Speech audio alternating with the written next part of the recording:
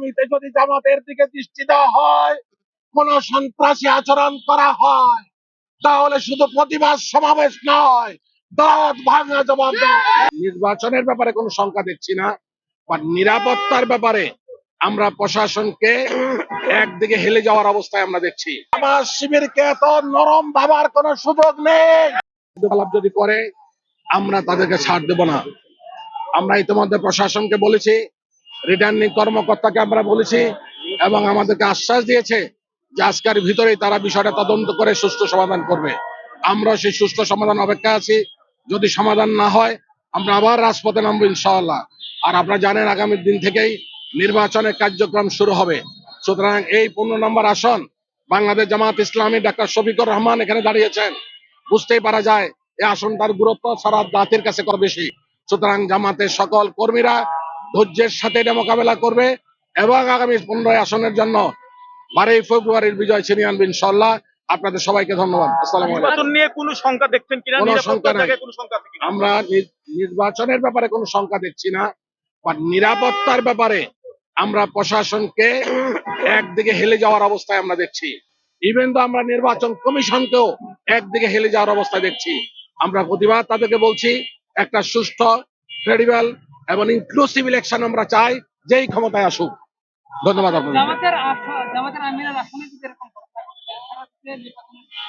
এই বিষয়টা আপনারা তুলে ধরবেন। লেভেল প্লেইং ফিল্ড নিয়ে আসলে কোনো মন্তব্য করছেন কিনা? আমরা শেষ পর্যন্ত আসলে কি হবে? 12 তারিখের নির্বাচনটা আদৌ হবে কিনা যদি এই অবস্থা থাকে? আমরা লেভেল প্লেইং ফিল্ডের ব্যাপারে আমরা এখনো একমত নই। আমরা বারবার অব্যাহতভাবে নির্বাচন কমিশনকে বলছি, তারা এটা দেখবে বলছে। আর নির্বাচনের ব্যাপারে আমরা কোনো আশঙ্কা নাই আমাদের। 12 ফেব্রুয়ারি নির্বাচন হবে, ইনশাআল্লাহ জামাত জয়লাভ করবে। হ্যাঁ ভোট নিয়ে কোনো বিষয় আছে কিনা? হ্যাঁ ভোট না ভোট নিয়ে আমরা দেখছি না গুঞ্জন চলছে। আসলে শেষ পর্যন্ত কি হবে? এদেশের মানুষ হাঁ ভোট দিয়ে অভ্যস্ত। সুতরাং হাঁ জয়যুক্ত হবে, হাঁ জয়যুক্ত হবে, হাঁ জয়যুক্ত হবে। সমাজের বিশৃঙ্খলা চাই না, কিন্তু কারা যদি আমাদের সাথে বিশৃঙ্খলা করতে আসে আমরা ছাড় দিব না। আমার শিবিরকে এত নরম ভাবার কোনো সুযোগ নেই। এই দেশের মানুষ আগামীতে জামাতকে ক্ষমতায় দেখতে চায়। সুতরাং জামাত সকল প্রস্তুতি নিয়েই আগামী ইলেকশন এবং সন্ত্রাসীদের মোকাবেলা করবে ইনশাআল্লাহ। এই পীরের বাগে জামাতের ঘাঁটি, এই পীরের বাগ শিবিরের ঘাঁটি। এখানে কোন সন্ত্রাসীকে বরদাস্ত করা হবে না। আগামীতে যদি জামাতের দিকে দৃষ্টি দেওয়া হয়, কোন সন্ত্রাসী আচরণ করা হয়, তাহলে শুধু প্রতিবাদ সমাবেশ নয়, দাঁত ভাঙা জবাব দেয়।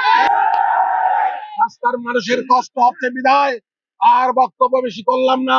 আপনাদের সবাইকে উদাত্ত আহ্বান জানিয়ে আজকের এই বিশাল প্রতিবাদ সমাবেশ এখানে সমাপ্ত ঘোষণা করলাম।